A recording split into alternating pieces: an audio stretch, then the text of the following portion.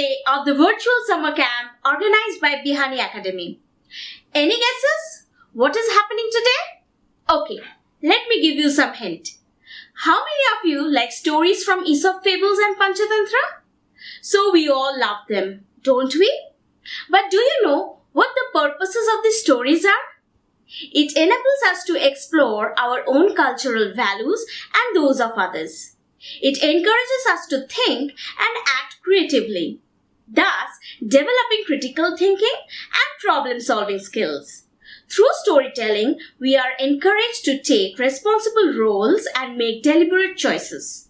This immensely helps us to participate in and guide our own learning. So, let's hear what stories the mommies are going to share today.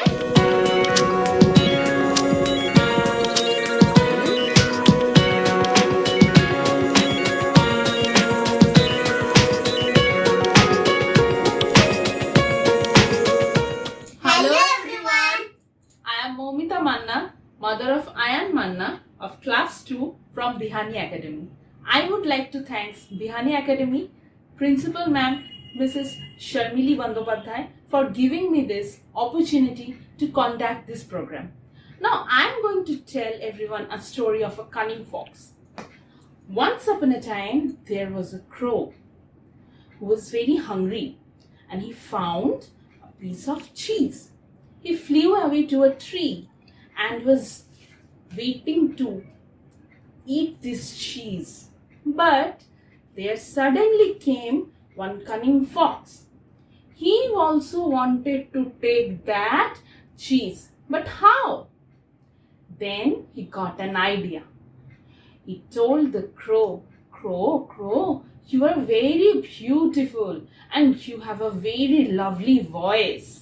Then the crow was very happy. She thought, oh, somebody is praising me. Then let's sing a song for the fox. And when the foolish crow opened her mouth to sing a song, the cheese fell down. And the cunning fox took the cheese and ran away. So the moral of this story is beware of flatter. Thank you. Thank you. Hello everyone. Hello everyone. I am Shravunti Mojumdar, mother of Devduhita Mojumdar, class 1A of Bihani Academy. Today I will tell you a story in Hindi और उस कहानी का नाम है शेर और चूहे की कहानी। एक जंगल में एक शेर रहता था। वो एक दिन दोपहर को अपना भोजन कर पेड़ के नीचे विश्राम ले रहा था। अचानक वहां से चूहा जाने लगा। उसने देखा कि शेर तो सो रहा है, क्यों ना मैं इस सोते हुए शेर के साथ थोड़ा खेल लूं। इस तरह वो शेर के पीठ पर चढ़कर पूंछ से फिसलने लगा। इस खेल में उसे बड़ा मजा आया। वो खेलता ही रहा। अचानक शेर की नींद खुल गई और उसने जोर से दहाड़ने लगा। दहाड़ने की आवाज सुनकर चूहा भाग ही रहा था कि शेर ने उसे पकड़ लिया। तब चूहे ने शेर से कहा, महाराज मुझे छोड़ दीजिए, मैं अब से कभी आपको परेशान नहीं करूंगा, मैं चला जाऊंगा यहाँ से, और अगर आप मुझे छोड़ देते हैं तो मैं आपके काम आ सकता हूँ। शेर इस बात पर जोर से हंसने लगा। उसने कहा, ठीक है, मैंने अभी अपना भोजन किया है, इसीलिए मैं तुम्हें छोड़ रहा हूँ, जाओ यहाँ से। चूहा वहाँ से चला गया। कुछ दिन बाद शेर जंगल में टहल रहा था और उसी जंगल में दो शिकारी जाल बिछाए बैठे हुए थे शेर को पकड़ने के लिए।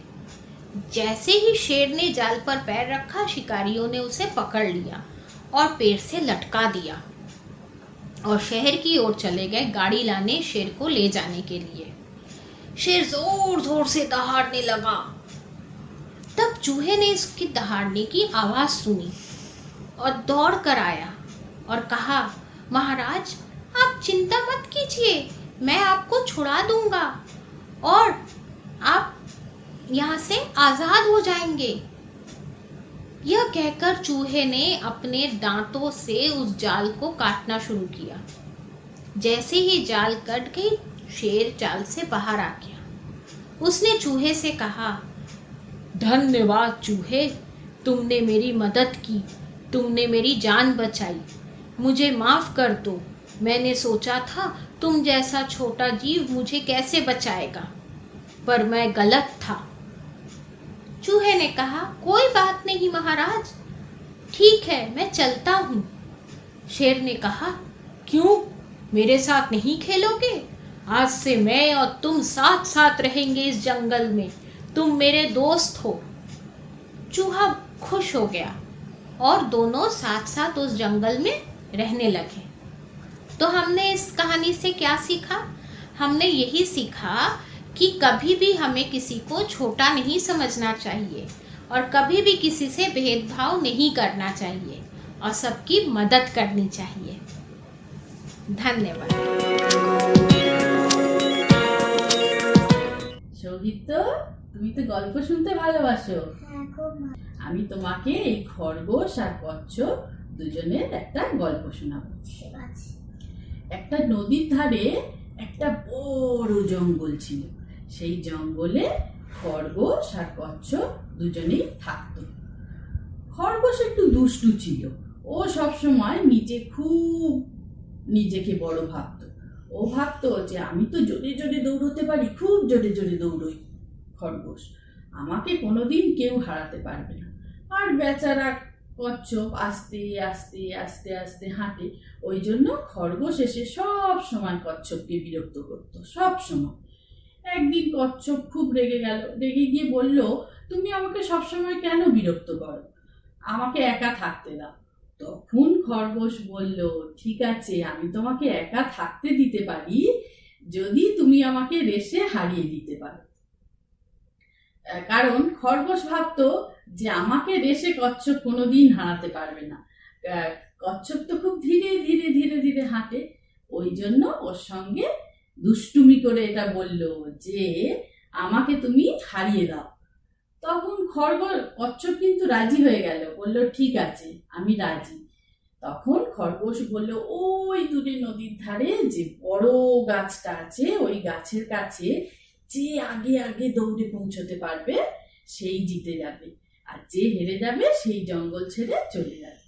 দুজনেই তো রাজি। খরগোশের তো মনে খুব আনন্দ, ও জানে আমি জিতবো, জোরে দৌড়বো।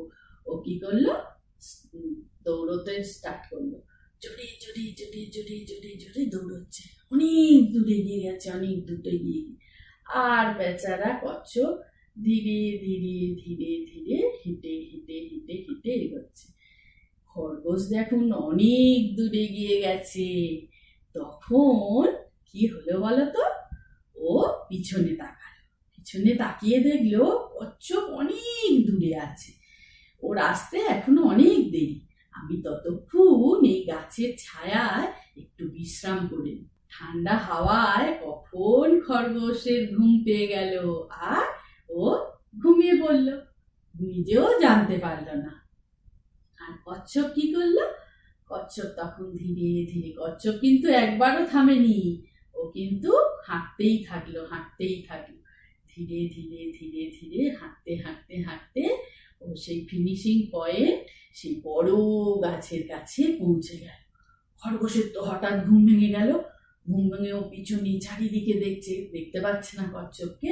ও আবার দৌড়তে আরম্ভ করলো, দৌড়চ্ছে দৌড়চ্ছে দৌড়চ্ছে, আর দৌড়ে দৌড়ে গিয়ে যখন সেই গাছের কাছে গেল, গিয়ে দেখলো খরগোশের আগে কখন কচ্ছপ এসে সেই গাছের কাছে পৌঁছে গেছে।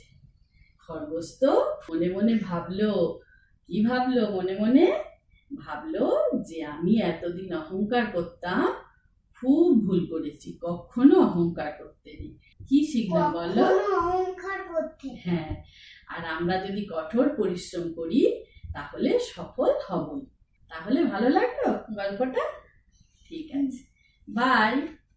No doubt, today's storytelling session was interesting with props. Hope you all have enjoyed today's session too. Meet you all again tomorrow on the same platform with a different topic.